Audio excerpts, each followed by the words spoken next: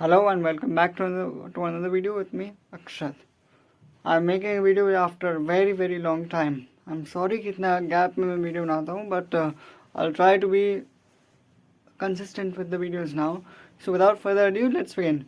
The top 5 news में से जो first news है, that the first news of cricket is coming from the Indian women's cricket team, where Harmanpreet Kaur, the captain of the Indian women's World Cup winning team, will be honored with a wax statue of herself at Jaipur's Nahargarh Fort, and this statue will be unveiled on the International Women's Day in 2026, that is 8th March.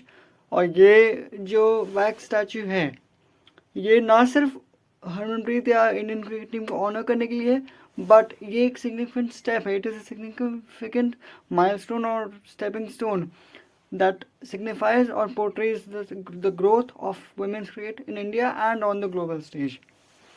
So it is a moment of pride for the women's cricket team and Harmanpreet herself.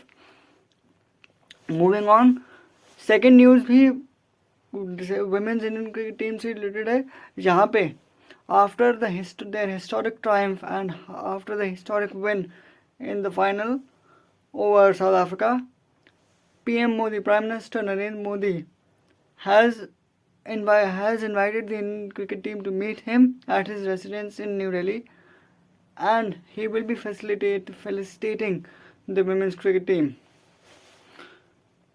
अब just moving on now to the third news.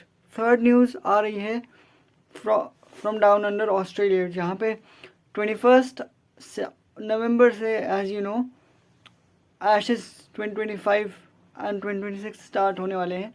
तो उसके लिए Ashes के लिए in Australia and England both the teams have announced the 15 member squads, और उसका schedule भी आपको आपकी स्क्रीन पर दिख रहा होगा. इसके अलावा just to reiterate for your kind information, जो Pat Cummins will miss the first test in Perth commencing from the 21st of November. He will miss the first test in Perth due to injury, और उनकी जगह पे there's a player by the name of Jake Weatherland, जिन्होंने जो Australia की team में who has earned his first test call up. तो ये है, और उसका पूरा स्केड्यूल, पूरे एशेस का schedule starting from the 21st November up until the 8th of January, आपको पूरा स्केड्यूल, पूरी स्क्वाड्स दोनों टीम्स की आपको अपनी स्क्रीन पे भी दिख रही होंगी. And now let's move on to the fourth news of today. The fourth news today is coming from the subcontinent, जहाँ पे बांग्लादेश, भाई आप as you know Bangladesh is facing some kind of instability, maybe political, and that has transcended into cricket as well. तो वहाँ से news ये है कि वहाँ के जो सीनियर मेंस के असिस्टेंट कोच है Mohammad Salauddin, he has decided to step down and resign after the Ireland series. Although उनका जो स्टिंट था वो 4 years का था, 2 years he had been with the team. Since 2023 he was with the team and up until the 2027 World Cup, but he has decided to move down from the coaching role after the Ireland series. अब ऐसा क्यों होता है? कोई भी coach step down तब करता है जब या तो उसकी प्लानिंग, उसकी स्ट्रैटेजी काम ना कर रही हो, या टीम एक ओवरहाउल की तरफ जाना चाहती हो.